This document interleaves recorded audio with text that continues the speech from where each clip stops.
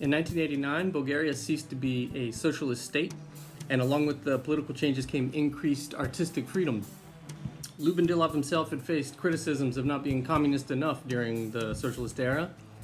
In 1990, he established the Graviton Award for good imagination and imagination that does good, and presented one each year until his death to one illustrator and one writer. The first winners were Agop Malkonyon, the writer, and illustrator Tekla Aleksieva. And today I'm reading the speech that he gave at the presentation of the first Graviton Awards. It comes from a transcript from Fantastika magazine. At award shows such as this, beautiful and instructive words are usually uttered. But since we science fiction writers usually do the opposite of what's permissible, I'll be reading a word of justification. Why justification? Because science fiction is always ever only being accused. They say it detaches readers from reality. It's the author's escape from the same reality.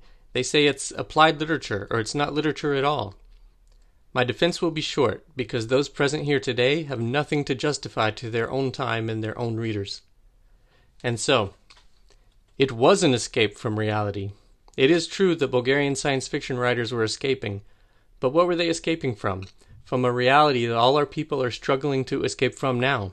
In that sense, our escape was an escape forward to greater space and more air to breathe. It was a detachment from reality. That's right. We tore our readers away from the absurdities of a poorly organized workday. We made them dream of another reality. We prevented a machine completely built from manipulating thought from weakening the minds and imaginations of young people. It was applied literature, it's true, at a time when socialist realism, inapplicable to art, was creating a dirty virtual reality. We reflected the real fears and hopes of our time through visions and metaphors, encouraged young people to worry about their future, to think about the great and common problems of humanity. It was not pure literature, it's true. At the same time, real literature was loitering on the shelves of bookstores and libraries, then was given for remelting, but we insisted on being the most despised authors in Bulgaria, and the most read authors at home and abroad. In such a situation, does science fiction deserve awards? It would be insulting to those who have given out prizes up until now, and insulting to science fiction.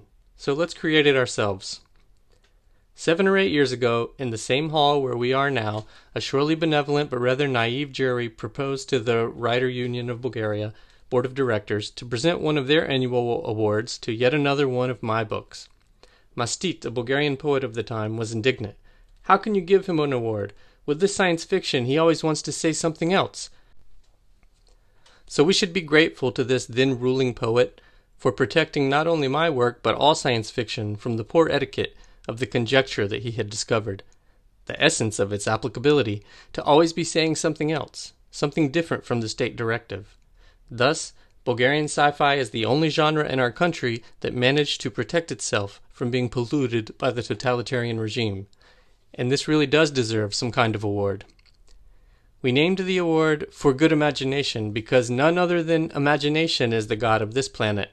It creates and reshapes, but like any god, if it wants to, it can destroy. That's why we encourage only good imagination, and only imagination that creates good. On the suggestion of Stanka Pencheva, who has long been helping our country's science fiction as an editor and compiler of collections, we named the figurine Graviton. We know that no one knows what the graviton is and what it represents, but we see in it a symbol.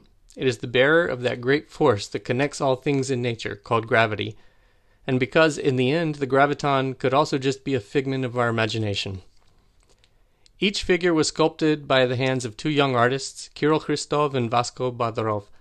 It's as heavy, rough, and tangled as the times we live in, but it also poses a challenge to those who look upon it, to exercise their imagination, to decide what it is, and to decide how to untie the cruel knot in which humanity has tied itself. The nearest creators and most like-minded people in our business are the artists. Their part is to lure the reader's eye to this science fiction, which is why we decided to award the Graviton to 1 writer and 1 artist each year. I hardly need to introduce you to the people we focused on this year. For many years, Tekla Aleksieva, with high professionalism, love, and inspiration, has not only created the covers for 100 books from Bibliotheca Galactica, but also illustrated hundreds of other works. Her contribution to the popularity of science fiction in our country is great and indisputable, and the gratitude of Bulgarian authors for her loving imagination is indisputable too. Agop Malkonyon is one of the most popular names in Bulgarian literature today. With his books, plays, and countless popular science works, he has earned a bright presence in our cultural life. It seems to me that he's worthy of being the first of our company to receive the award. Let this strange Graviton, on which is written, "For good imagination," nurture their creative self-confidence. Let it also serve them as a consolation against injustices that we, and also those who don't write science fiction, all know will not pass us over in times to come. We present to you the Graviton.